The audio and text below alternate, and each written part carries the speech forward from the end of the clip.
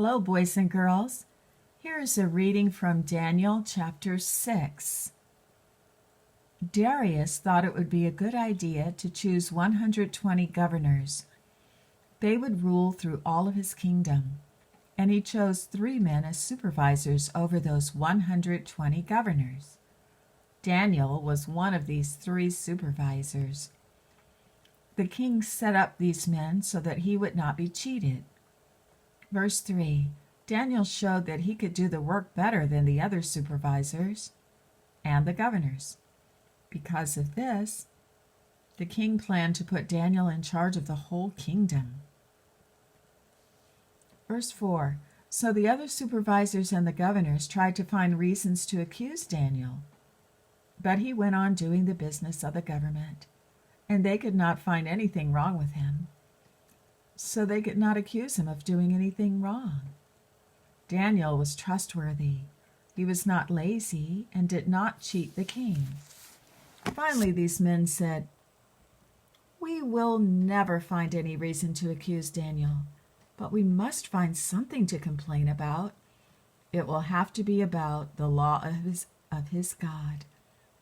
So, verse 6, the supervisors and the governors went as a group to the king. They said, "King Darius, live forever." The supervisors, assistant governors, the people who advise you, and the captains of the soldiers have all agreed on something. We think that the king should make this law, that everyone would have to obey. No one should pray to any god or man except to you, our king. This should be done for the next 30 days. Anyone who doesn't obey will be thrown into the lion's den. Verse 8, now, our king, make the law, write it down, so that it cannot be changed.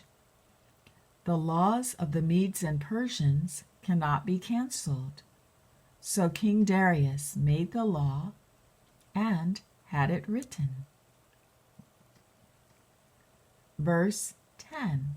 When Daniel heard that the new law had been written, he went to his house. He went to his upstairs room. The windows of that room opened toward Jerusalem. 3 times each day, Daniel got down on his knees and prayed. He prayed and thanked God just as he always had done. Verse 11. Then those men went as a group and found Daniel. They saw him praying and asking God for help. So they went to the king. They talked to him about the law he had made. They said, "Didn't you write a law that says no one may pray to any god or man except you, our king? Doesn't it say that anyone who disobeys during the next 30 days will be thrown into the lion's den?" The king answered, "Yes, I wrote that law, and the laws of the Medes and Persians cannot be canceled."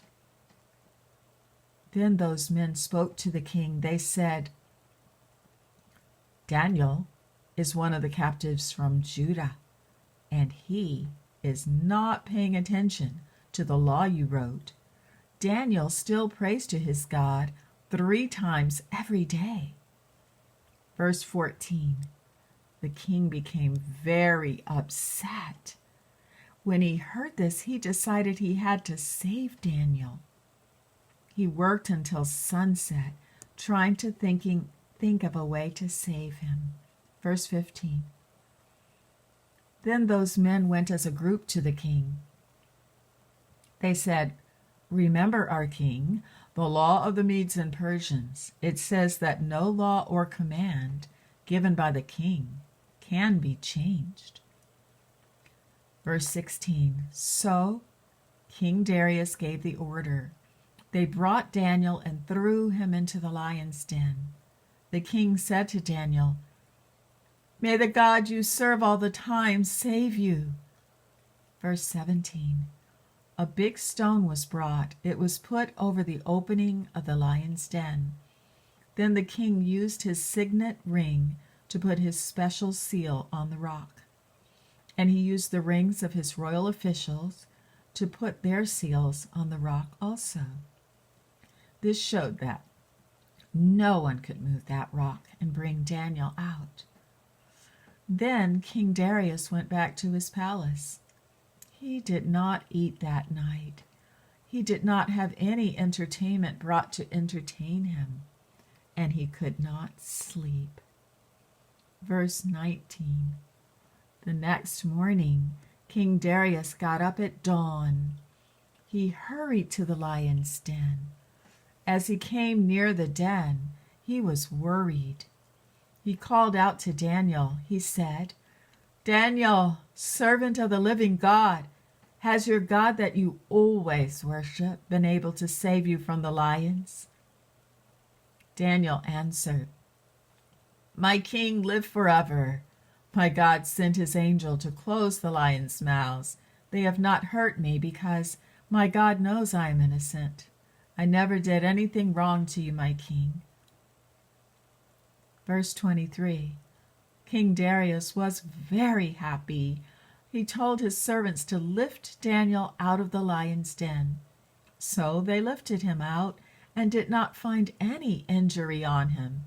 This was because Daniel had trusted in his God. Then the king gave a command.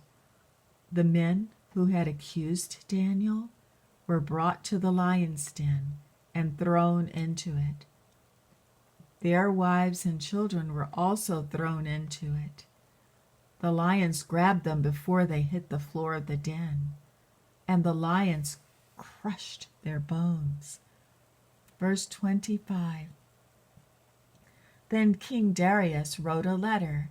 It was to all people and all nations, to those who spoke every language in the world.